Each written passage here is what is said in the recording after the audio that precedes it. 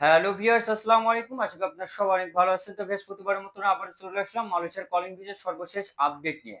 তো বেশ আজকে 11ই জুনের মালয়েশিয়ার কলিং ভিসার সর্বশেষ যে আপডেটগুলো আসছে সেই আপডেটগুলো নিয়ে আপনাদের সাথে বিস্তারিত জানানোর চেষ্টা করব।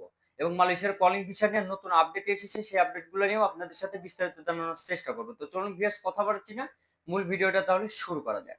প্রথমে একটা বিষয় আপনাদেরকে জানানোর চেষ্টা করি, সেটা হচ্ছে যে মালয়েশিয়ার একটি প্রতিনিধি দল গত 10 তারিখে বাংলাদেশ সফরে যাওয়ার কথা ছিল। সেই সফরটাকে ক্যানসেল করেছে মালয়েশিয়ার স্বরাষ্ট্র মন্ত্রণালয়ের মন্ত্রী।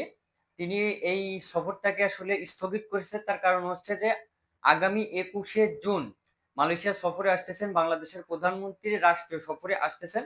তার কারণবশতই কিন্তু এই 10 জুনের যেই সফরটা ছিল বাংলাদেশকে ঘিরে সেই সফরটা কিন্তু বাতিল করেছে। বর্তমানে আমাদের হাতে এসে পৌঁছেছে মালয়েশিয়ার কলিং ভিসাটা বাংলাদেশীদের জন্য খোলার ব্যাপারে যে নতুন যে চাঞ্চল্যকর যে তথ্যটা এসেছে সেটা হচ্ছে মালয়েশিয়ার কলিং ভিসার মেডিকেলটা নিয়ে।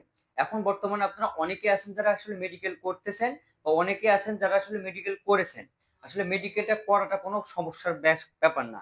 আপনি যদি মেডিকেল করে ফেলেন তাহলে কোনো সমস্যা নাই। সেই ব্যাপারটা নিয়ে মালয়েশিয়ার পক্ষ থেকে একটা আপডেট আসছে।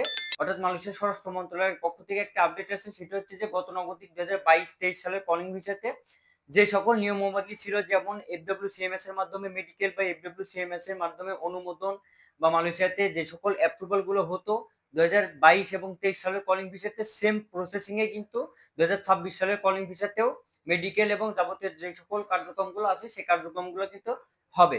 নেপাল এবং ভুটান থেকে যেভাবে কর্মী তারা নিয়ে আসতেছে সেম, এক কথায় নেপাল এবং ভুটান থেকে মালয়েশিয়ার সরকার FWCMS এর মাধ্যমে মেডিকেল থেকে শুরু করে তারা যে অ্যাপ্রুভাল গুলো দিচ্ছে সেম, যেমন ভাবে হচ্ছে ঠিক তেমন ভাবে কিন্তু বাংলাদেশের জন্যও কিন্তু সেম। তবে মালয়েশিয়ার পক্ষ থেকে একটা বিষয় জানিয়েছে, সেটা হচ্ছে যে মালয়েশিয়াতে কলিং ভিসাতে নতুন করে 2026 সালে কলিং ভিসাতে আসতে হলে অবশ্যই মালয়েশিয়ার দেওয়া শর্ত তো মানতেই হবে। আরো একটা ব্যাপার, সেটা হচ্ছে মালয়েশিয়ার কলিং ভিসার মেডিকেল ইনশাআল্লাহ আগামী 15 থেকে 21 তারিখের ভিতরে হয়তোবা শুরু হওয়ার সম্ভাবনাটা আছে, এবং বিশেষ করে সম্ভাবনাটা হচ্ছে 21 তারিখের পরে।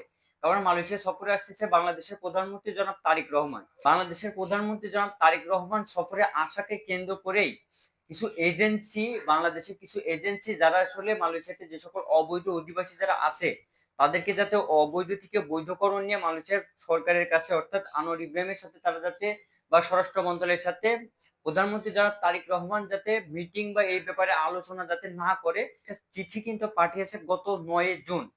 এইটা নিয়ে কিন্তু বর্তমানে সোশ্যাল মিডিয়ায় কিন্তু তোলপাড় চলতেছে, এবং মালয়েশিয়াতে যে সকল অবৈধ অধিবাসী যারা আছে তারাও কিন্তু প্রচন্ড পরিমাণে ক্ষিপ্ত এই রিক্রুটিং এজেন্সি গুলোর উপরে। একটা বিষয় হচ্ছে, যখন একটা দেশের প্রধানমন্ত্রী আরেকটা দেশে যখন সফরে যান তখন অবশ্যই সেই দেশে তাদের প্রবাসীদের যে সকল সমস্যাগুলো আছে এবং যে সকল সমস্যার ভিতরে তারা পড়তেছে সেই সমস্যাগুলো নিয়ে অবশ্যই দুই দেশের ভিতরে আলোচনা আলোচনা কিন্তু আসলে হওয়ার কথা। আর এইটাকে ঘিরেই অনেকেরই কিন্তু আশা ছিল যে মালয়েশিয়াতে যারা আছে তাদের কিন্তু অনেকেরই কিন্তু আশা যে মালয়েশিয়া সফরে আসার পরে হয়তোবা অবৈধদের বৈধকরণ নিয়ে কথা বলবে, এবং মালয়েশিয়ার কলিং ভিসাটা তো খোলার জন্য যেটুকু বাধা রয়েছে বা যেইটুকু খোলার জন্য প্রায় 90% খোলা হয়ে গেছে, বাদবাকি কিন্তু 10% যেটুকু বেঁধে আছে সেটা বাংলাদেশের প্রধানমন্ত্রী তারেক রহমান মালয়েশিয়া সফরে আসলে ইনশাল্লাহ শুরু হয়ে যাবে। তো আশা করা যাচ্ছে যে মালয়েশিয়ার কলিং ভিসা বাংলাদেশের প্রধানমন্ত্রী জনাব তারেক রহমান মালয়েশিয়া সফরের পরপরই কিন্তু মেডিকেলও কিন্তু শুরু হয়ে যাবে ইনশাআল্লাহ।